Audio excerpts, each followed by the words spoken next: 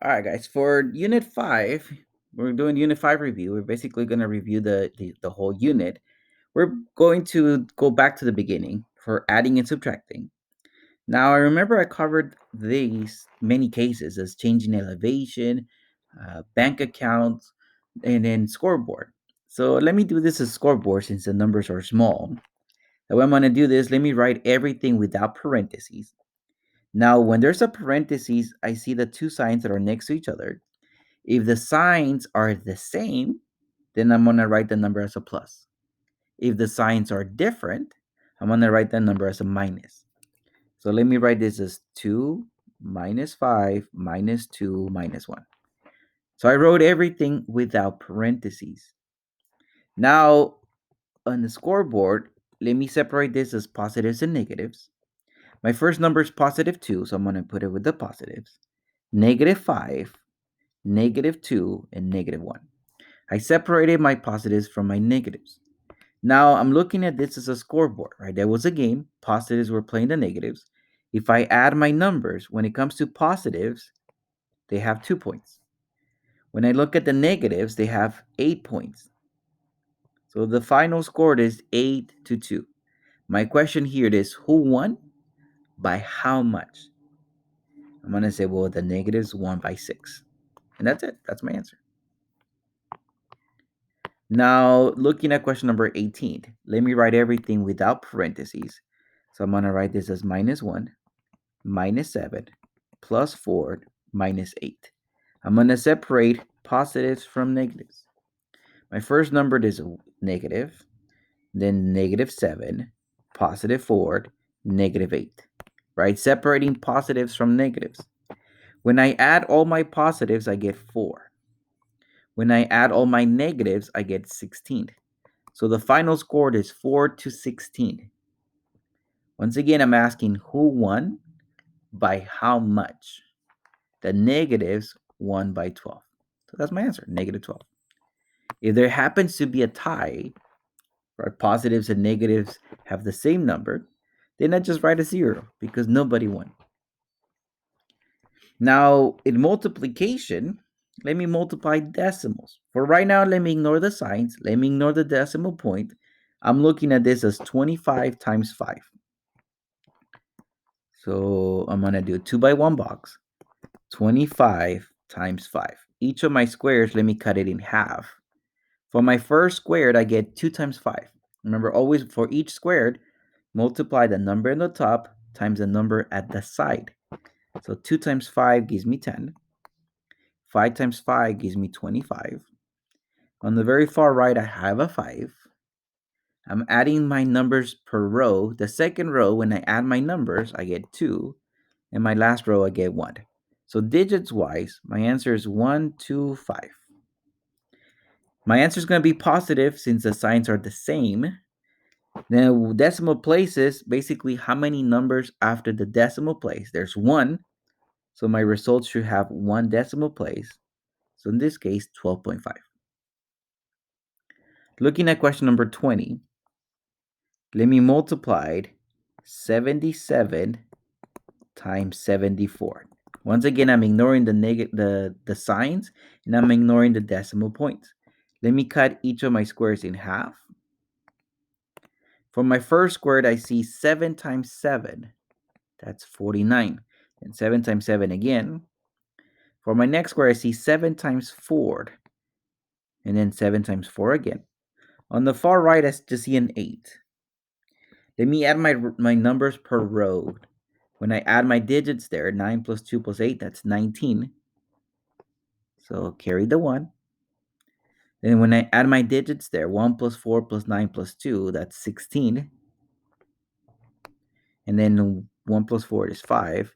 So 5, 6, 9, 8. My answer is going to be positive since the signs were the same. Now let me count the decimal places. There's 1, there's 1. 1 and 1 is 2. So my answer should have 2 decimal places. Now in fractions, when it comes to fractions, I should have only a number on the top and a number at the bottom. If I see it as a mixed number, I'm going to multiply these two numbers, and then I'm going to add it to the top. So I'm looking at this as 13 over 8 times 1 over 3. I'm ignoring the signs for right now. Simplify if possible. Simplify means choose a number from the top, a number from the bottom, and divide them by the same thing. I can't. In this case, I can't. So for my answer, let me multiply the two numbers on the top. When I multiply my two numbers on the top, I get 13. Multiply the two numbers at the bottom, I get 24. My sign is going to be positive since my numbers to begin with were the same. The big numbers at the bottom, so I'm good. 13 over 24, that's it. How are you going to type this on my homework?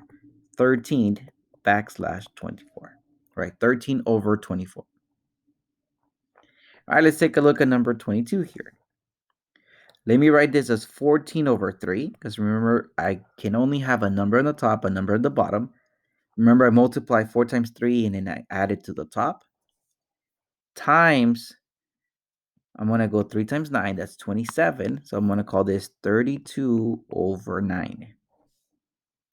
Simplify if possible, right? Choose a number from the top, a number from the bottom.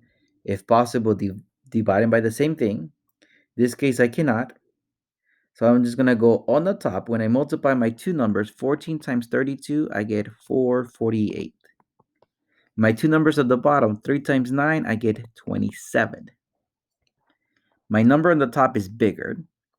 So, all right, let me go 448 divided by 27. I'm going to take this part by part. How many times does 27 go into 44? I'm going to say one time because 27 times 1 is 27. When I subtract this, I get 17. Now, let me bring down the next number. How many times does 27 go into 178?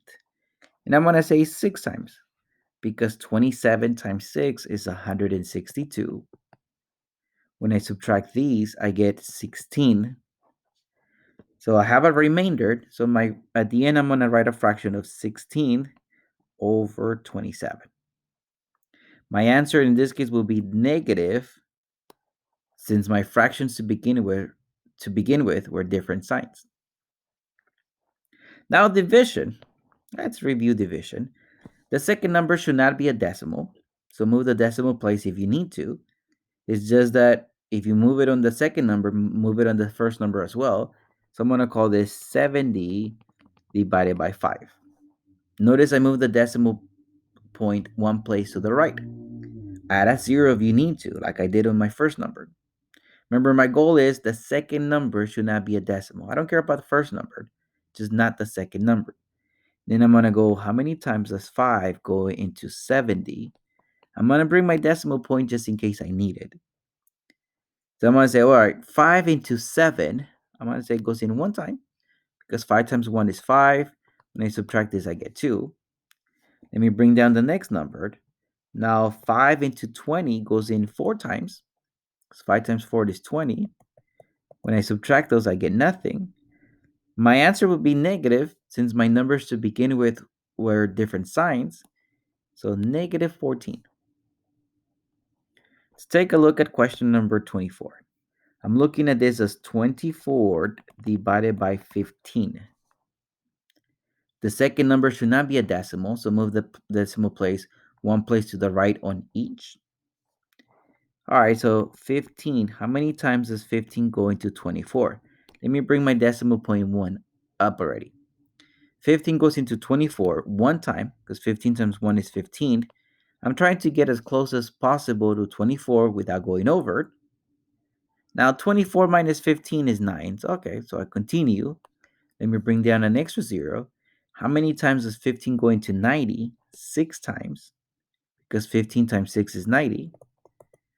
So my answer will be 1.6, negative in this case, because my numbers to begin with were different signs.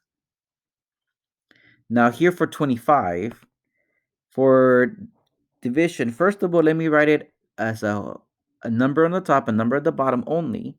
So let me write this as 4 over 9 divided by 3 over 2.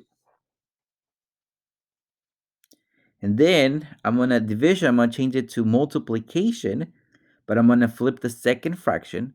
So let me write this as 4 over 9 times 2 over 3. All right, simplify if possible. Remember, choose a number from the top, a number from the bottom, divided by the same thing. This case, we cannot. So now if I multiply my numbers on the top, I get 8. My numbers at the bottom, I get 27. It's going to be a negative since my numbers to begin with were different signs. My big numbers at the bottom, so I'm good. 8 over 27, negative 8 over 27. That way you're going to type this, negative 8 over 27. All right, let's take a look at number 26. I'm ignoring the signs for right now. Let me write each number as a fraction. So I have this as 2 over 1 divided by 1/2.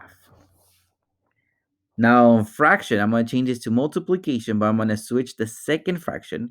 So I have 2 over 1 times 2 over 1. If I multiply my numbers on the top, I get 4. If I multiply the numbers at the bottom, I get 1. 4 over 1 can be simplified to just 4. And then my answer will be negative since my numbers to begin with were different signs. For the test for Unit 5, expect it to look just like this with the variance of numbers.